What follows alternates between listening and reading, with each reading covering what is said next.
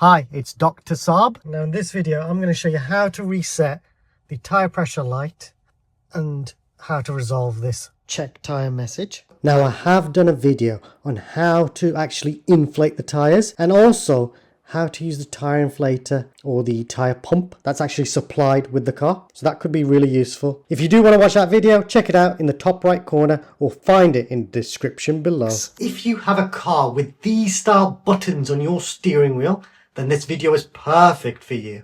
Another way to check is if you have a car with these style screens and the same graphics, then this video is perfect for you. So if you have a car that has these style screens and graphics, then this video information will be similar to cars like the A-Class, CLA, B-Class, EQA, EQB, EQC, GLA, GLB, even the new GLE and GLS have similar screens, but they are a bit bigger and it will work the same too. So what I need to do first is check the tyre pressures.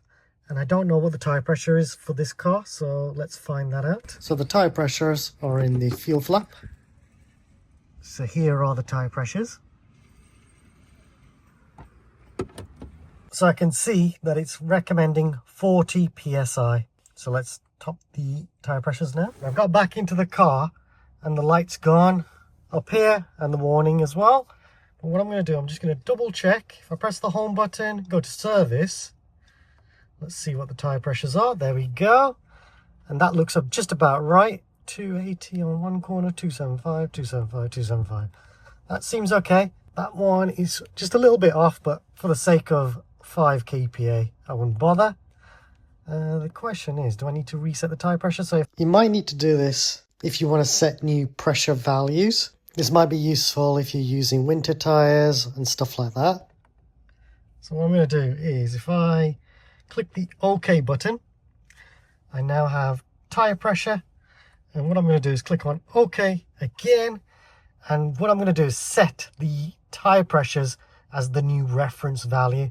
So if the pressure ever does go really low, then it will change, then it'll just give me that warning.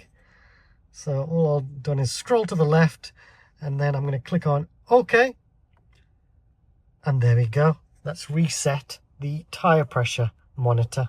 Now to get out of this screen, all I'll do is just press the back button several times, and there we go. That's taken me back to this screen. If I want to change it again, press the home button and I can change it to different layouts if I want to.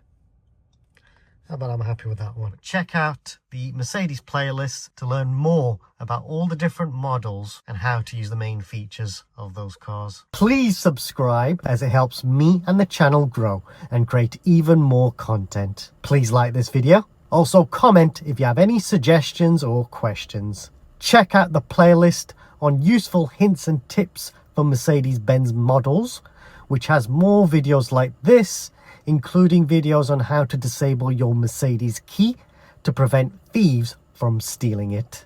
Also, there are videos on how to use the auto park feature and even the cruise control and speed limiter and much, much more.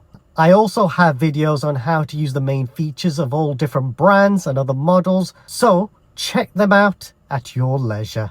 There is also a super thanks feature. If you want to donate to the channel, then please feel free to use this feature, as any money raised from YouTube will be used to buy more equipment. Thanks for watching.